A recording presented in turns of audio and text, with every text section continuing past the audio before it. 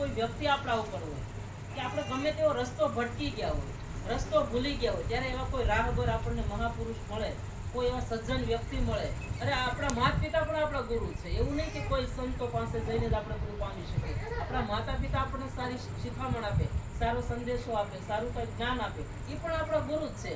હમણાં સાહેબને કીધું અમારા મોટા સાહેબ છે, પ્રેરણાદાયક છે, અમારા લાડુમો સાહેબ, તમે એની પાસેથી પણ કંઈક શીખો છો, તમારા માટે ગુરુ જ છે.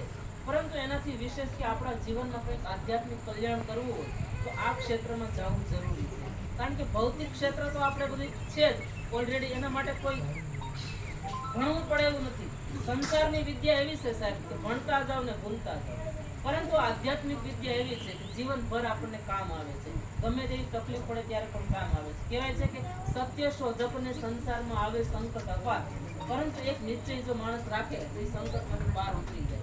એટલે આપણા જીવનમાં એમ કહે છે ગમે તેવી મુશ્કેલી આવે, સંકટ આવે, પણ એમાંથી પાર ઉતરવા માટે કંઈક આપણે આધાર જોશે. આશ્રમનો આધાર લ્યો, તમે શાસ્ત્રનો આધાર લ્યો. હમણાં સાહેબ વાત કરતા હતા કે સાહેબને બંદૂક આપી છે, પરંતુ આવા વ્યક્તિને શસ્ત્રની જરૂર નથી, શાસ્ત્રની જરૂર છે.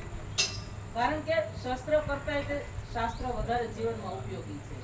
એ આપણા જીવનને ખરેખર પરિવર્તન કરી દે, આપણા જીવનનો આખો રાહ ફરી જાય, આપણા જીવનની આખી દિશા બદલી જાય. આજે દરેક વ્યક્તિને જો દોટ સાચી છે, બધાને શાંતિ જ જોઈ છે, અંતે તો દરેકની દોટ સાચી છે પણ દિશા ખોટી છે. કારણ કોઈ સાચી દિશા બતાવનાર વ્યક્તિ મળ્યું નથી, માટે માણસ માર્ગને ભટકી જાય છે. આપણે આ વ્યક્તિ એટલા બધા સરસ ને કેમ માર્ગ ભટકી ગયા? કારણ એના ઘરમાં પણ એવી કોઈ વ્યક્તિ નથી કે સારી સલાહ આપી શકે, સારી કોઈ વિચાર આપી શકે. જો આપણા ઘરનું વાતાવરણ સારું હોય, મને સાહેબની ઘરે હું ગયા, એમનું એકદમ આધ્યાત્મિક વાતાવરણ છે એમના ઘરે, ખૂબ સ્વાધ્યાયને સાથે જોડાઈ ગયેલા છો સાહેબ ને, તો એમના વિચારો ખૂબ સરસ છે, મને બહુ ગમે.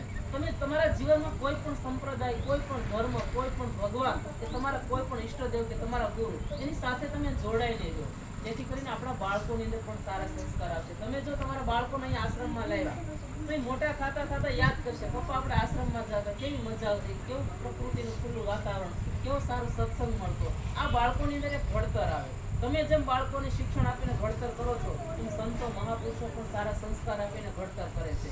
તો જીવનમાં આવા સારા સંસ્કાર કાયમ માટે જળવાઈ રહે. અને તમે આશ્રમમાં આવો છો, અમને ખૂબ ગમે છે.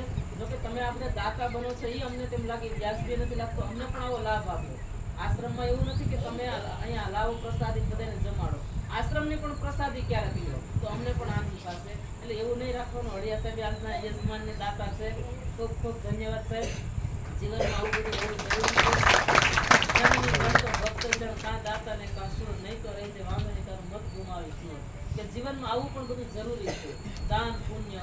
કારણ કે આપણા જીવન, મનુષ્ય જીવન મેળવ્યું છે, ઈશ્વર પાસેથી મળેલી અનમોલ ભેટ છે. તો આ જીવનને સદમાર્ગે વાપરવું હોય, ભક્તિના માર્ગે જો રાખવું હોય, તો આવો એક જીવનમાં કંઈક પણ ધ્યેય હોવો જોઈએ. તમારો એક ધ્યેય છે, ભલે તમારું મંડળ ચાલે છે કે ભાઈ આપણે આશ્રમમાં જઈ બધા સાથે ભોજન લઈએ, અને એક તમારું સંગઠન, કાયમ માટે સંગઠન જળવાય, અને સંગઠન ખૂબ જરૂરી છે.